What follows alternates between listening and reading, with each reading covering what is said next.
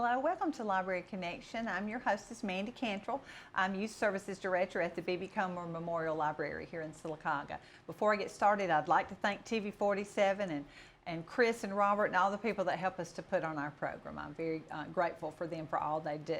Today, we're going to talk about getting out in your yard and getting your yard and your gardens ready for the spring and the summer. And joining me is Dani Carroll. She is a regional extension agent with the Talladega County Extension System. That's a mouthful. I hope I said that right. Yes, ma'am. Well, thank you for coming. And you've come all the way from Lee County this morning. And that's great. I work a region, and so I work through 11 different counties, so I'm on the road a lot. You're used to driving. Yes, ma'am. Goodness. Well, my next question was tell about yourself and kind of what you do for the County Extension Service. Okay, well, I have worked with Alabama Extension for a little over 18 years now, and I'm on the home grounds team. And so if you're familiar with Extension, you know we have programs like 4-H, we have the home grounds team, the commercial horticulture team, more than you can mention, probably. Wildlife management. Yes. But being on the home grounds team, we help communities and homeowners in their lawns and gardens.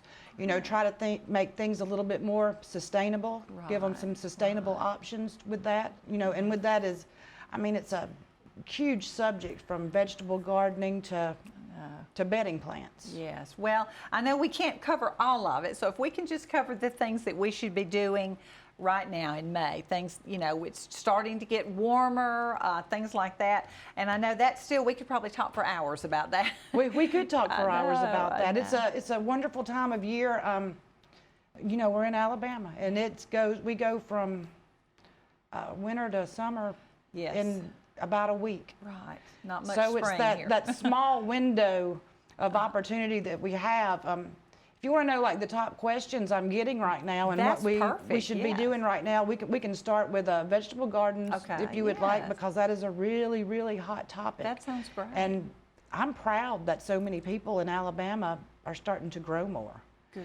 And so we do have our Grow More, Give More program, and that's where we actually have a lot of videos online.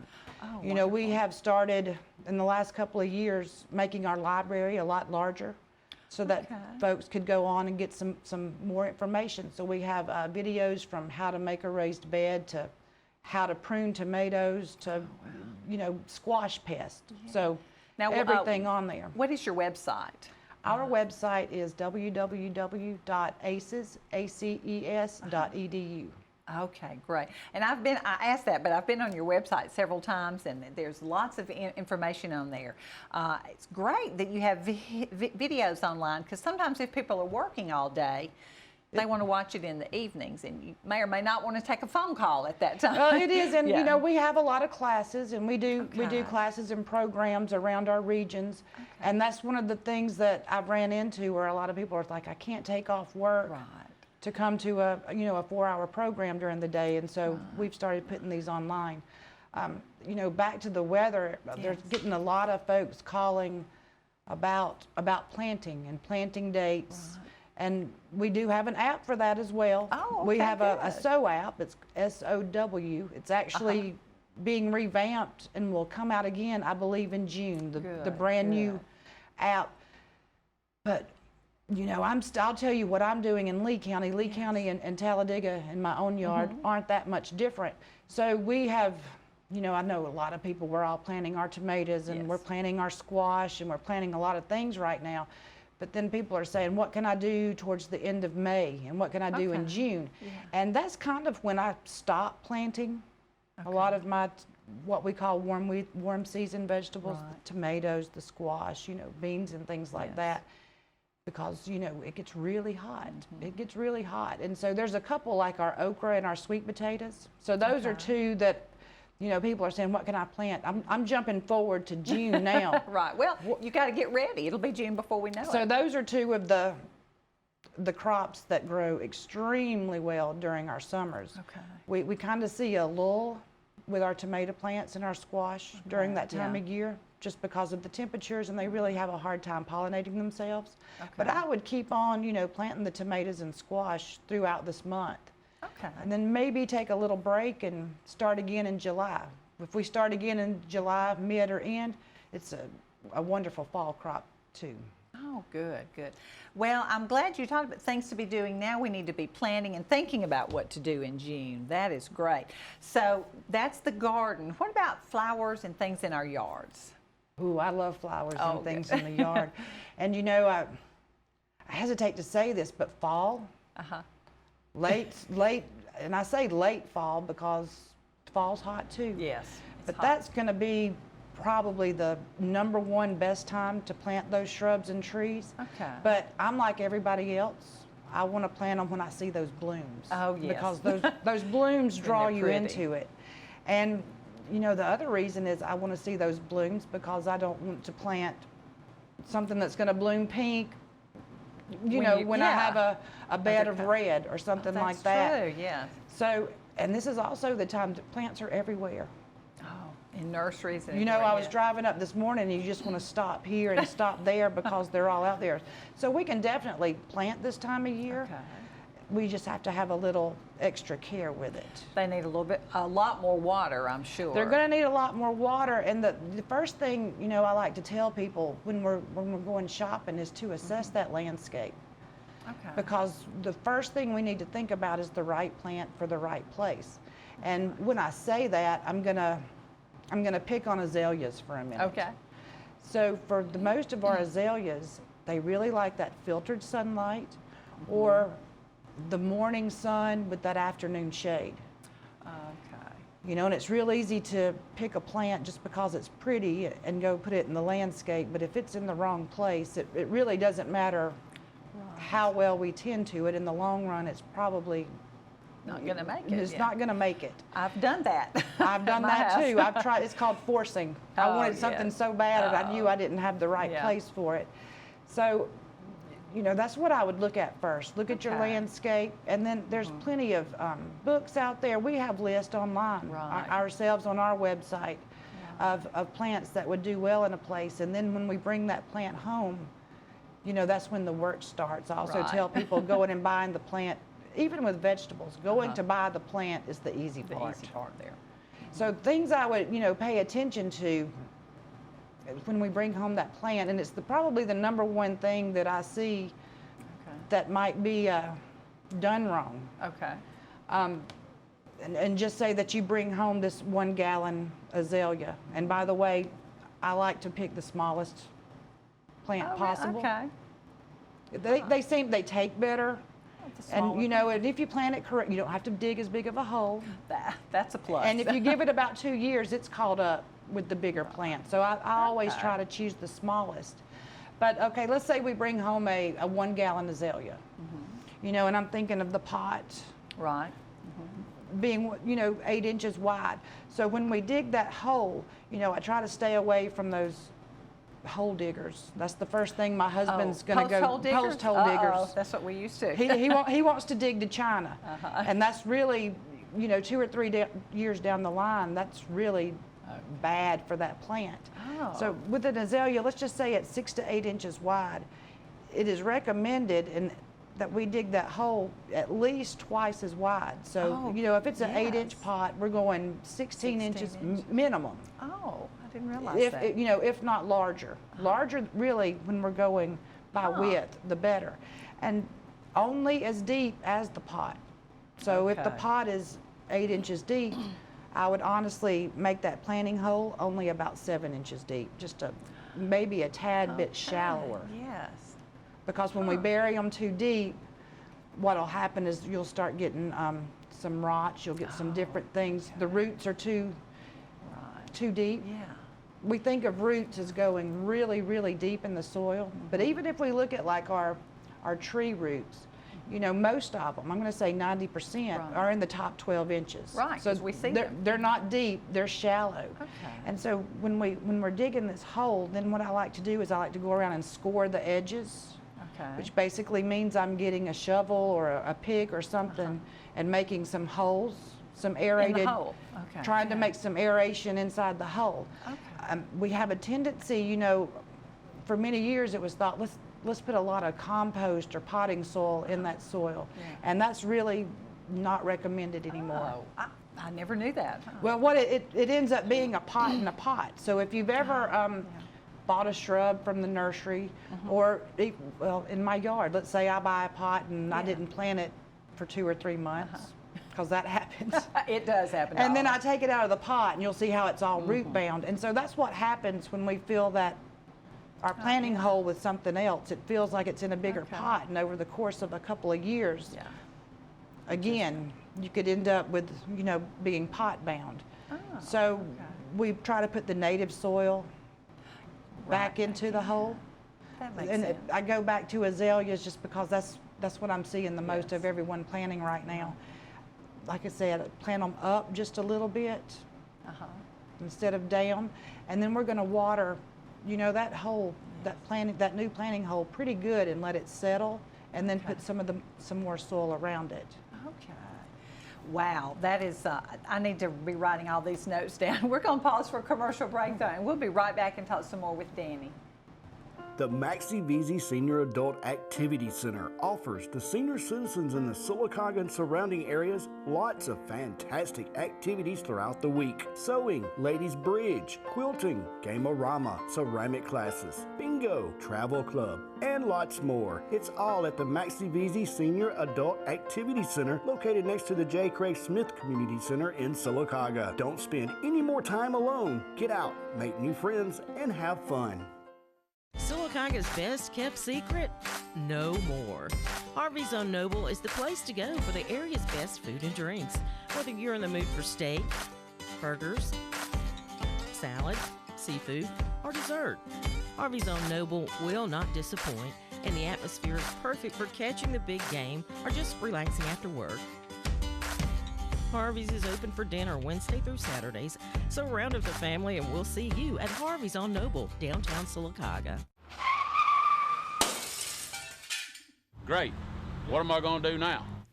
Time to visit Brown's Auto Collision. No problem at all. We've contacted your insurance company and we can get you back in the original condition right away. And I just want to remind you that all of our work is covered by a lifetime warranty. We're done. Wow, that was easy and looks great. Brown's Auto Collision. Where quality is no accident. Welcome back to Library Connection. I'm talking with Dani Carroll. She's a Talladega County Extension System Regional Extension Agent, all right? And she has just a wealth of knowledge, so we're going to get right back to it. You sent me some pictures that maybe we could look at, talking about planting and things like that. Yes, ma'am. But, okay, what about this picture? Oh, that's something I see a lot of. You know, we had just talked about how to plant an azalea, or you know, or any plant from out of the pot, and mulch. So first of all, what I want to say is something good about this picture. We're going to have to mulch things. You know, as we get into summer, or basically any time, our soil heats up a lot. We have a lot of the water is lost through evaporation, and then we have a lot of weed pressures too. You know, weeds grow a lot more than the things we want to grow. And so what the mulch is going to do, it's going to help mediate those soil temperatures. It's going to help keep that water in. But in this picture, this is what we call a mulch volcano. Okay.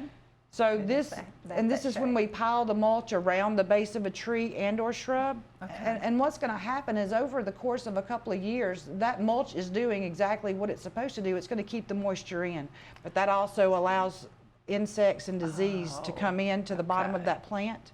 Oh, okay. And so we like to keep the mulch a couple of inches away from the base of a plant. Okay, right. And then have the mulch flat, like so, in a layer, you know, about 2 to 3 inches. Straw. Okay. And in this case, we used pine straw. That could be, you know, pine bark. In a vegetable garden, I use newspaper or cardboard, which I wet really well, but then I put a mulch on top of it. But we do try to keep that mulch away. Okay. And here, that's a photo. So this is one of the plants that I was planting the other day, and so you can see that the hole that's is big. one of that hole is at least twice as wide as that plant, if not a little bit more. Okay. And then you can see how deep it is. That plant, you may not tell because of the shovel there, but that plant is slightly elevated above that just a little bit. And of course, after that's planted, I will go ahead and I will mulch around that. Right. That's good, because I know Sometimes I've had the mentality of, oh, if it says to plant it 3 inches, then 6 inches must be better or something. That's but right. Not necessarily. Not No, or necessarily. probably not. That is great. Wow. So these are things with shrubs, trees. No mulch right around the tree. Not That's right around the tree, and we kind of keep that mulched about 2 or 3 inches. Okay, yeah. Now you mentioned too that when having too much mulch will cause more pests. What about pests in our area? Well, That's a big question, I Again, know. we're blessed to live in Alabama, so we are one of the most diverse states, actually, as far as plant, insect, fish species. Okay. In fact, this is part of Alabama is called the Amazon because of our diversity, which also means we have a diversity of insects and other pests. You know, when people talk about plant diseases, they're usually talking about fungal type pests, and well, we're in a great environment for fungal pests. So when we can go back to the vegetable garden. That is probably one of the most important things to be doing now, along with watering. You know, I tell people watermelon plants, if you eat a tomato, you're eating tomato flavored water. You know, or a watermelon, that's watermelon flavored water. So water is extremely important. Even if you look at blueberries, if they're starting to, ripen up during a drought, if we don't have irrigation on them, they'll actually take the water out of the berries. To get themselves, so that's why you'll see the berries start to dry up, because they're actually kind of plant is going to sucking take that the water back to keep up. alive. An inch of water per week. That's what's recommended. In Alabama, I believe we get 55, 54 something average inches per year. So you would think, wow, that's an inch of water per week. But as well as I do, that could mean 8 inches one week and then 2 more months till you see some more. That's true. So irrigation, even on new shrubs, especially in our vegetable gardens, is very important to try to get that inch of water per week. And I tell people in the vegetable garden, if we can use some drip irrigation or something else, it's great if we can keep the water off the foliage. Because one thing that's going to spread those fungal diseases around. And if you grow tomatoes, squash, or or anything, at some point there's going to be diseases come in unless we do a little maintenance. The drip is wonderful. We have that on our garden, and I say my husband. It's not me, really. And it's great. It does it itself. It does, and a couple of things that it'll do for you is it actually waters the plant and not the weeds and everything in the row middles. It drips right there where you put it, right there. It does, and it drips so slowly that gravity brings the water down, so it doesn't have time to evaporate. And so if we can do that and then actually mulch under all our tomatoes and all our all our other warm season crops that we're planting right now, that can help, number one, with the weed pressures, and number two, with some of those fungal diseases. It can help stave it off a little bit. When everything is wet, And then, of course, there's fungicides. And so, a lot of people will have to use fungicides at some point, or even insecticides. And that's the one thing that we need to be doing in our vegetable garden, is looking every day. Because a lot of folks are familiar with those hornworms. Yes. But they often notice those hornworms when they're as big as their pinky. Oh, is that the green? That is the green one, either a tomato hornworm or tobacco hornworm. They're terrible. And so we notice them when, like I said, when they're the size of our pinky. And by the time they're that size, they've eaten half your tomato They're plant. done. Yes. They're done. And we try to catch them when they're small. If I'm growing 10 or 15 tomato plants, it's a lot easier for me to go catch them when they're really, really small and just hand pick them. So a lot of just time. It's a lot of time, but even with the fungal diseases, again, I go back to tomatoes because it's the most popular one. We'll see those fungal diseases where they start at the bottom of the leaves and go up. And so if you're actually looking every day and you can catch it when it's early, I'll go pinch all those leaves off and go ahead and take those out and dispose of them. Just a little bit of time every day to look at it and be familiar with how your plants look. Number one, because that's how you notice the differences. Right, that's true. And this is true in our landscapes too. And we call it sanitation. So roses, for example. they're going to get black spot. If you have you grown roses, you've probably seen It's been a long time, yeah. the little black spots, and so that's a common fungal disease in Alabama. And so you'll see the black spots, maybe the leaves start turning yellow and dropping off here and there. But if we can rake all those leaves out and go ahead and dispose of them, that kind of keeps some of the disease from splashing back up on the plants, if you will. So, I mean, sanitation is huge, both in our landscapes and in those vegetable gardens. That's true. But if you've put the money and the time and you're looking forward to canning all these good things, you want to put the time into it. You want to put buying the plants is the easy part. Oh, yeah, that's right. Well, we're going to pause for another commercial break, and we'll be right back and talk some more with Dani. The Maxie Veazey Senior Adult Activity Center offers the senior citizens in the Sylacauga and surrounding areas lots of fantastic activities throughout the week. Sewing, ladies bridge, quilting, game-o-rama, ceramic classes, bingo, travel club, and lots more. It's all at the Maxie Veazey Senior Adult Activity Center located next to the J. Craig Smith Community Center in Sylacauga. Don't spend any more time alone. Get out, make new friends, and have fun. Sylacauga's best kept secret? No more. Harvey's on Noble is the place to go for the area's best food and drinks. Whether you're in the mood for steak, burgers, salad, seafood, or dessert, Harvey's on Noble will not disappoint, and the atmosphere is perfect for catching the big game or just relaxing after work. Harvey's is open for dinner Wednesday through Saturdays, so round up the family and we'll see you at Harvey's on Noble, downtown Sylacauga. Great. What am I going to do now? Time to visit Brown's Auto Collision. No problem at all. We've contacted your insurance company and we can get you back into original condition right away. And I just want to remind you that all of our work is covered by a lifetime warranty. We're done. Wow, that was easy and looks great. Brown's Auto Collision, where quality is no accident. Welcome back. I'm talking with Dani Carroll from the Talladega County Extension System. She's a regional extension agent. You cover 11 counties. Is that correct? Yes, ma'am. Wow. In a very beautiful part of Alabama. Oh, that's true. And I will say, before we go any further, if you want to see some of the videos or take classes, they do that all on your website, or to yes, find out more ma'am. information? So you can go, again, it's www.aces, that's ACES.edu. The Grow More, Give More site, like I said, that has a lot of the videos on vegetable gardening. And you can look at the calendar. There's a calendar of events that you can see what might be coming up near you. And the classes, y'all have landscape classes or other classes? We do. They're scattered, kind of throughout the year in different locations. So those will all be on there as well. My husband just recently completed the Master Gardener class, something he'd wanted to do for a long time, and a lot of it was online because he works full time. So a lot of that, or maybe all of that, was online. All of that was online when there were really no person to or face to face. Yes.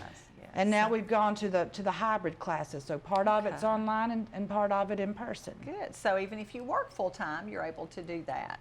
Yes, ma'am. You may have to take a little bit of time off, but not a lot of time off. That's great. Well, your website is a wealth of information, I can tell you, of maybe not the classes and the videos, but where to get help. So if you've got a question, I know you said call the County Extension Service, right? Yes, ma'am. You call your county extension office, and then that helps them kind of direct the question to who it needs to go to. Like I said, I deal with home gardens, anything in the backyards and communities, but then if you are, we even have agents if you have your pasture problems with your pasture, or you're trying to get your fields ready for your animals. They can direct your call. That's right. Yes, ma'am. To that person. Well, that's wonderful. Y'all are a wonderful resource for people who want to do it themselves. I know you said during COVID, people doing outdoor activities like gardening just exploded. It exploded, and it's so good to see that in Alabama. And it's not just gardening, even though vegetable gardening, I mean, wow. Wow, yeah. And that's a great thing to see, a wonderful thing to see. But even everything outdoors, from kayaking to fishing, the sales of all those different things. And you'll probably notice now, if you try to make a reservation at a campground. Right. We're used to, it was just like, yeah, Yeah. come on, now it's, could be even a couple of months out. So that's really awesome to see. That is great. A lot of families doing this together. A lot of families doing it together, That's and fun. like I said, Alabama is, wow, it's just a wow state. Yes. A lot of With a different lot of things to see, a lot of natural resources. That's wonderful. Well, I know we don't have much time left, a couple of minutes. We talked about planting, how to dig the hole. We talked about mulching, pests. I think we touched on that a little bit. Is there anything else we need to be doing right now? Is it time to prune?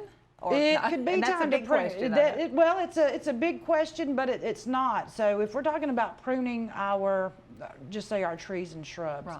if you had a dead limb or something diseased, anytime, right then is the Okay. time to Yes, prune that before out. it gets worse. Okay. Absolutely.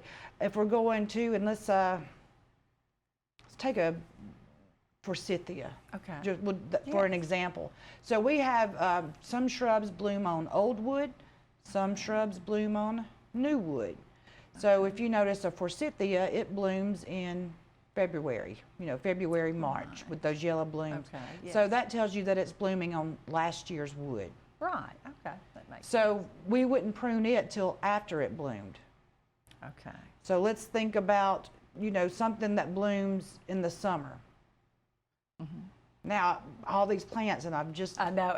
When I it's ask like, you, I whoa, think now I've got a blank. well, that's all right. But Anything for blooms those in that bloom in the yeah. summer, they're going to bloom on new wood, which means Okay. this year's wood. So those are the ones that we prune, towards late winter, right before they start budding out. Okay. Okay. We'll prune those, and then they have time to grow new wood, and that's where the flowers and buds are going to come from. And there's going to be an exception Oh, to every rule, but we actually have a whole publication on woody ornamentals on our Okay. website that goes through the pruning. that's great. Well, your website, and like I have said, it is a wealth of information of how to, and then there are people to call. I may read it online, but still think, I'm not really sure what this means or anything. It's great to have somebody to call. Great. We encourage. Anybody can call us anytime. Do you do a lot of traveling, doing things like this, helping people with their yards and things? We don't do so much traveling, in individual yards. It's Right. more traveling to put on programs or help with community events. Right. That's great. Well, Dani, we are almost out of time, but thank you so much for being But here thank today. you for having me. And I want to have you on again, or somebody from the Talladega County Extension System, because y'all have lots of information for things going on now. Well, I hope you guys will go look at some of their videos, take some of their classes, and come by the library and check out some of our books. We have a lot of books on how to care for your plants and things like that. So please